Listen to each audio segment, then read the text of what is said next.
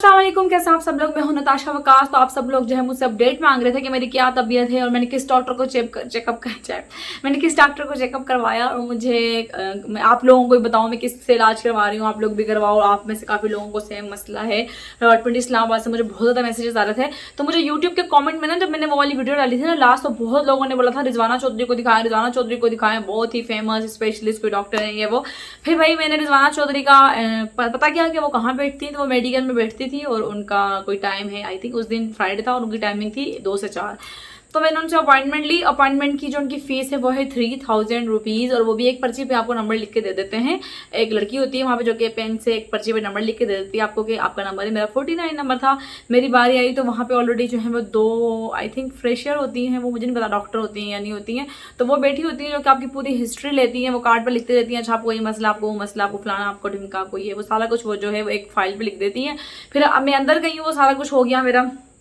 उसके बाद मैं अंदर गई, उन्होंने मुझे बोला आप लेट जाए। मुझे बोलती कहाँ है सिस्ट, कहाँ है, कोई सिस्ट नहीं है आपको, कोई सिस्ट नहीं है। फिर मैंने उनको बोला भाई इस जगह पे, मैंने उनको हाथ लगा के दिखाया कि यहाँ पे सिस्ट है। फिर अल्लाह अल्लाह करके उनको सिस्ट नज़र आई। हालांकि 6.9 सेंटीमीटर की मेरी जो सिस्ट है वो उनको नज़र नहीं आ रही थी अल्ट्रासाउंड के अंदर, ठीक है। तो फिर उसके बाद जो है वो मुझे बोलती है कुछ भी नहीं है, ये तो कुछ भी नहीं है, मामूली सी चीज़ है ये, इसमें इतना परेशान होने की कोई ज़रूरत नहीं है आपको। छोड़ें आप ऐसा करें, आप ना पित्ते का ऑपरेशन करवा लें। और पित्ते का ऑपरेशन के लिए जो है हमारे यहाँ पे कोई डॉक्टर हैं, डॉक्टर फैसल, तो हम जो है वहाँ पे आपको ऑपरेट करेंगे।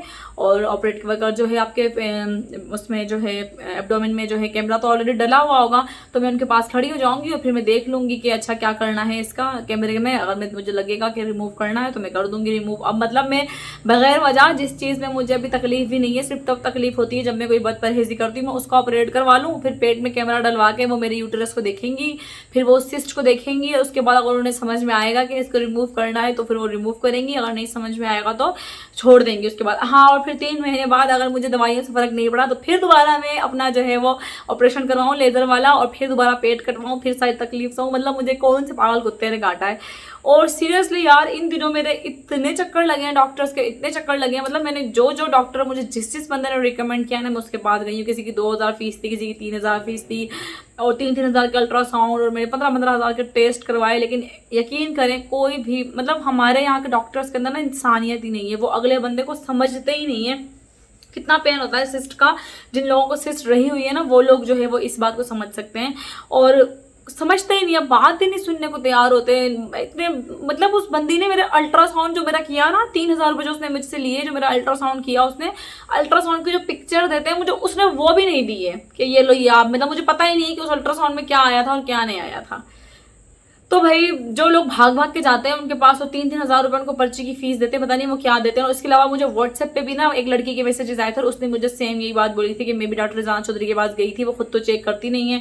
2 लड़कियां बिठाई होती हैं उन्होंने, जो कि आपकी हिस्ट्री ले लेती हैं, बस वो अल्ट्रासाउंड करती है अंदर बैठ के। हालांकि वो इतनी सीनियर डॉक्टर है, इतने इतने अवार्ड्स लगे हैं उनके कमरे में, लेकिन कुछ भी नहीं चेक करती। और सीरियसली मुझे ना लगता है पाकिस्तान के डॉक्टर्स के अंदर ना इंसानियत नहीं है, सिर्फ पैसा कमाने के लिए बैठे हुए हैं बस।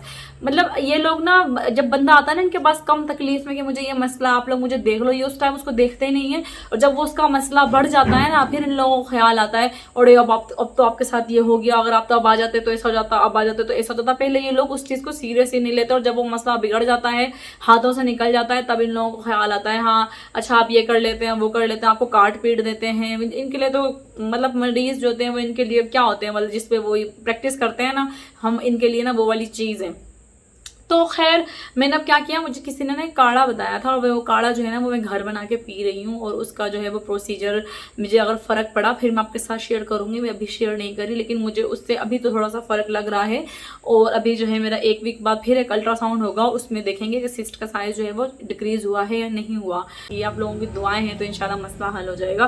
बाकी ये है कि मैंने ना जो मैंने सब्जी बनाई थी ना घर में, तो वो सब्जी बच गई थी, तो उस बची हुई सब्जी से मैंने हलीम बनाया था। आज की वीडियो में वो है, आगे जाके सीन, अब वो सीन देख लें और आई होप की वीडियो आपको अच्छी लगेगी। ओके जी, तो हुआ कुछ ऐसा था कि मैंने रात को बनाई थी सब्जी, किसी ने आना था और फिर वो लोग आए नहीं, तो फिर सब्जी जो है मैं और वकास तो पूरी सब्जी खा नहीं सकते थे, हमने थोड़ी सी खाई, तो बाकी जो बच गई तो फिर मैंने कहा इसका क्या करूँ। फिर मैंने कहा अच्छा वकास ऐसा करती हूँ दलीम बना लेती हूँ, आप भी शौक से खा लेते हैं। तो पहले जो है मैंने कुकर के अंदर प्याज वगैरह जो है वो फ्राई कर ली थी, क्योंकि वो रिकॉर्डेड नहीं है इसलिए मैं बता रही हूँ। मैंने ऑयल लिया थोड़ा सा, उसमें प्याज फ्राई की, अदरक लहसुन हरी मिर्च डाली। उसके बाद जो चिकन था उसकी एक बोटी जो है वो मैंने रेशा रेशा करके जो है वो सारी की सारी इसके अंदर डाल दी है, ठीक है।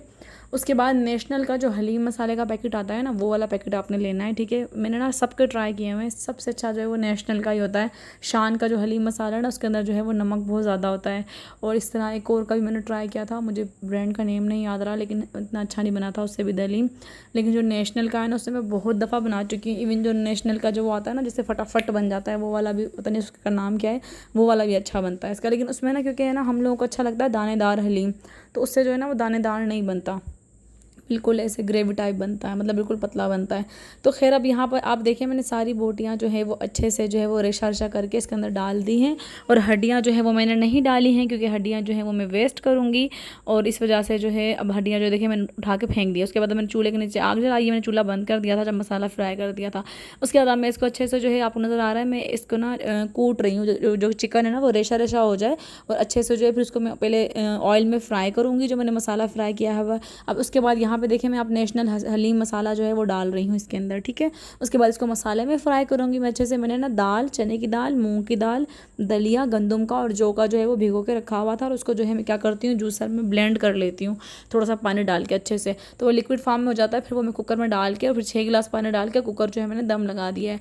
अब यहाँ पे देखिए मैंने मेकअप किया हुआ, क्योंकि आई थिंक मैंने उस दिन जो है वो कोई मेकअप की वीडियो रिकॉर्ड की थी, मुझे याद नहीं है, शायद आपको कपड़ों को देख के या लुक को देख के याद आ जाए कि मैंने कौन सी वीडियो की थी उस दिन। तो फिर यहाँ पे मैं गिलास वगैरह निकाल रही हूँ, पता नहीं कोई आया हुआ था या नहीं आया हुआ था, मुझे सही से याद नहीं है, क्योंकि वीडियो जो है वो 2 वीक पहले की रिकॉर्ड हुई है मेरी, और मैं अब आज अपलोड कर रही हूँ उसको, क्योंकि मुझे टाइम नहीं मिल पा रहा था इसको एडिट करने का। और काफ़ी लोग जो है वो दलीम की रेसिपी भी मांग रहे थे कि जैसे मैं बनाती हूँ वैसे, तो मैंने क्योंकि थोड़ी थोड़ी रिकॉर्ड की थी, जब कोई आया हुआ तो आपको पता है फिर सही से रिकॉर्ड नहीं हो सकता, तो थोड़ा थोड़ा जो रिकॉर्ड हो सका वो मैंने रिकॉर्ड कर लिया। आप लोगों को समझ में आ जाएगा, बहुत ही आसान सा है, ठीक है। जैसे मैंने आपको बताया, पहले ऑयल के अंदर आपने प्याज फ्राई करनी है, हरी मिर्ची अदरक लहसुन फ्राई करना है, उसके बाद जो है आपने उसमें चिकन डालना है रेशा रेशा करके, उसके बाद जो है आपने हल्दी मसाला डालना है, उसको भून लेना है अच्छे से, और आपने 2-3 घंटे पहले ही चने की दाल, मूंग की दाल, जौ का दलिया और गंदम का दलिया भिगो देना है। बाद में आपने उसको ब्लेंड कर लेना है अच्छे से, फिर वो डाल के 6 गिलास पानी डाल के कुकर लगा देना है। अब यहाँ पे जो है मैं प्याज चॉप कर रही हूँ, क्योंकि आपको पता है प्याज फ्राई करते हैं दलीम के लिए। अब आप देखें दलीम जो है यहाँ पे बन के अभी जो है वो गाढ़ी हो रहा है, इसके अंदर जो है वो बार बार चम्मच चलाना होता है, वरना जो है ये नीचे लग जाता है, ठीक है। और अब आप देखें हड्डी शड्डी जो है वो सारी निकली हुई है, तो इसलिए गोश्त जो है वो अच्छे से रेशा रेशा हो गया है इसके अंदर। और यही सेम मेथड जो है वो मटन के साथ होता है, बस ये है मटन जो है वो गलने में टाइम लगाता है, चिकन जो है वो जल्दी गल जाता है। तो मुझे जो है मुझे मटन से ज़्यादा वैसे चिकन की जो है दलीम अच्छी लगती है। अगर आप लोगों को मटन की अच्छी लगती है तो आप वो डाल सकते हैं शौक से, ठीक है। अब हमारी प्याज जो है वो फ्राई हो जाएंगी, तो प्याज को जो है हमने निकाल लेना है किसी भी अखबार के ऊपर, कागज़ के ऊपर, किसी भी चीज़ के अंदर निकाल के आप इसको जो है वो पंखा चला के ना उसके नीचे रख दें, सही क्रिस्पी बन जाती हैं। और फिर हलीम के ऊपर डाल के जो है, सॉरी बार बार हलीम बोल रही हूँ, हलीम नहीं बोलना चाहिए, दलीम। तो दलीम के ऊपर डाल के जब खाते हैं तो काफ़ी मज़ा आता है। इसके अलावा आप अदरक भी डाल सकते हैं बारीक बारीक काट के, वकास को, और मुझे दोनों को पसंद नहीं अदरक आती है दरमियान में। अदरक जो है मैं बस मसाले में ही डाल लेती हूँ भूनते हुए, वैसे नहीं डालती गार्निश करने के लिए, ना कोई ग्रीन चीज़ ऊपर, बस सिर्फ प्याज जो है वो शौक से खाते हैं, और मैं भी, तो इसलिए हम प्याज फ्राई कर लेते हैं। तो यहाँ पे देखें प्याज फ्राई हो गई है, प्याज को जलाना नहीं है, बस इस तरीके से जब उसका कलर हो जाता है तो आपने उसको निकाल के अखबार वगैरह पे बिछा लें, साथ में पंखा चला दें, फिर ये ड्राई हो जाएगी अच्छे से, फिर आप इसको यूज़ कर सकते हैं। साथ में लेमन तो ज़रूरी है। हलीम देखें यहाँ पे बिल्कुल बन गया है, थोड़ा सा और खदकाऊंगी, उसके बाद जो है मैं इसको बाउल में डाल के जो है वो पेश कर दूँगी, ठीक है। अब उसके बाद जो है, अगर आपकी मर्ज़ी, अगर आप कुकर में नहीं बनाना चाहते तो आप किसी और चीज़ में बना सकते हैं, कुकर में जो है ना थोड़ा सा जल्दी बन जाता है। अब यहाँ पे देख लें हमने नान मंगवाए हैं, साथ में ये लेमन और प्याज, और ये साथ में बाउल में निकाल लिया है हलीम। वकास काम कर रहे थे अपना साथ साथ लैपटॉप पे, मैंने कहा चलो मैं एंड का क्लिप रिकॉर्ड कर लूँ। काफ़ी मज़े का बना था, और दूसरे दिन जो है हमने बॉयल चावल के साथ भी खाया था।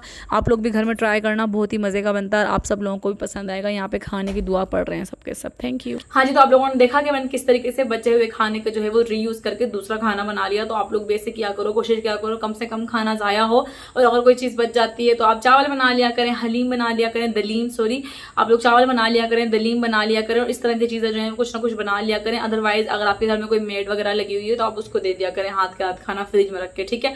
तो ये मेरी आज की वीडियो थी, आई होप कि आपको अच्छी लगी होगी। ऐसा है तो वीडियो को लाइक शेयर जरूर करना, कमेंट करके जरूर बताना वीडियो आपको कैसी लगी। मैं मिलूंगी आपसे नेक्स्ट वीडियो में, तब तक के लिए अपना ढेर सारा ख्याल। अल्लाह हाफिज।